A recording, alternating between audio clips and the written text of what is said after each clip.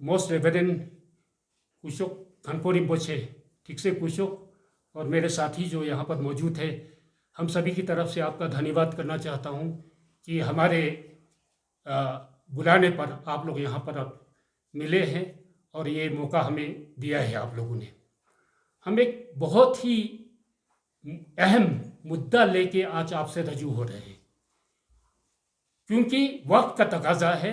कि इस मुद्दे को लेके लद्दाख, पूरा यूटी लद्दाख और यहाँ पर जितने रहने वाले बाशिंदा हैं,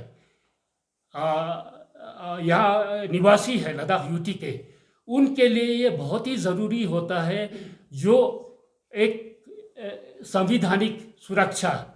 कॉन्स्टिट्यूशनल सेफगार्ड यहाँ के बसने वाले ट्राइबल और नॉन ट्राइबल जितने भी पॉपुलेशन है उनको मिले, ताकि जिस मकसद से लद्दाख के लोगों ने जिद्दोजहद किया, जम्मू कश्मीर से अलग होके हमारे लिए ऐसा सिस्टम दे जिसके तहत हम अपना फ्यूचर खुद निर्धारित कर सके, उसके बारे में फैसला हम खुद कर सके। हम शुक्रगुजार है प्रधानमंत्री श्री नरेंद्र मोदी जी का और भारतीय जनता पार्टी सरकार का कि उन्होंने दफ़ा 370 को ख़त्म करके राह गवार किया है कि लद्दाख को जम्मू कश्मीर से अलग कर सके और लद्दाख को यूनियन टेरिटरी का दर्जा दे सके। अब तकरीबन यूनियन टेरिटरी का दर्जा हासिल करने के एक साल गुजरने वाला है। जो हमारा एक्सपीरियंस रहा है अब तक, उससे हमें ये मालूम होता है कि जब तक लद्दाख में लोगों के चुने हुए प्रतिनिधियों के द्वारा फैसला करने का, लद्दाख के भविष्य के बारे में फैसला करने का, कानून बनाने का हक जब तक हमें नहीं हासिल होगा, तब तक लद्दाख का जम्मू कश्मीर से अलग होके अलग यूटी का दर्जा दिए जाने का कोई मकसद ही नहीं रहता, कोई मतलब ही नहीं रहता। इसलिए आज हम भारत सरकार से ये गुजारिश करना चाहते हैं, तमाम लद्दाख के लोगों की तरफ से, तमाम यूटी लद्दाख की तरफ से, और यहाँ पे रहने वाले चाहे लेह डिस्ट्रिक्ट के हो, करगिल डिस्ट्रिक्ट है, जो जिस सियासी ख्याल रखने वाले हो मुख्तलिफ, या जिस मज़हब के मानने वाले हो, जिस क्षेत्र में रहते हो, हम सभी ये इल्तिजा करते हैं, धीरेना मांग करते हैं भारत सरकार से कि लद्दाख को संवैधानिक संरक्षण दिया जाए और वो भारत के संविधान के 6 शेड्यूल के अंदर लद्दाख यूटी को लाकर वो सुनिश्चित किया जाए। इस वक्त ये मुद्दा उठाना हमारे लिए इसलिए ज़रूरी होता है क्योंकि हमें ये संज्ञान हुआ है कि भारत सरकार जल्द ही, जिस तरह से उन्होंने जम्मू कश्मीर यूटी को लेके एक डोमिसाइल लॉ लाया है, वो लद्दाख के बारे में लाने का सोच रहे हैं। और इसी तरह से हमारे जितने नौजवान पढ़े लिखे लोग, नौजवान युवक युवतियाँ हैं, उनके भविष्य के लिए,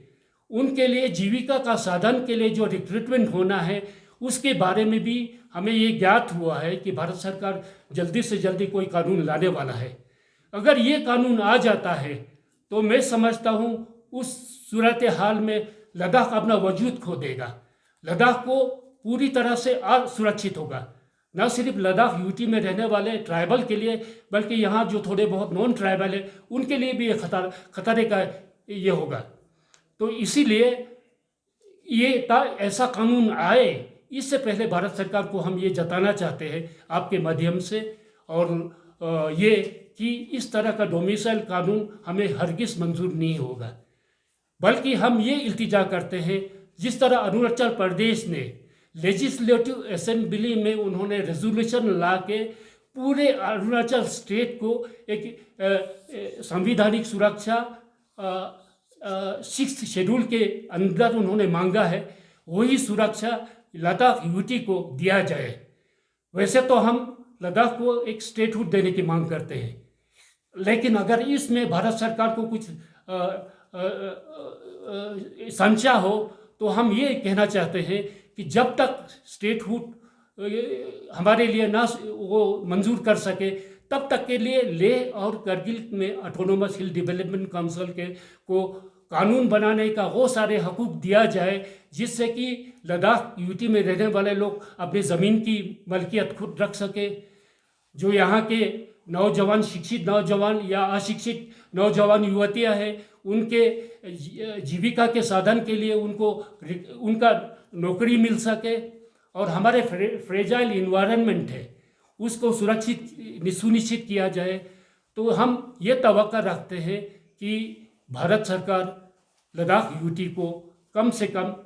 इस तरह के संवैधानिक सुरक्षा दिए जाए, और इसके लिए हम ये गुजारिश करते हैं लेह के निवासी, करगिल के निवासी, जिस सियासी ख्याल रखने वाले लोग हो, मुख्तलिफ जमात के लोग हो, मुख्तलिफ मज़हब के मानने वाले हो, हम सब एक हो के भारत सरकार के सामने हम ये मांग जो है ये रखना चाहते हैं।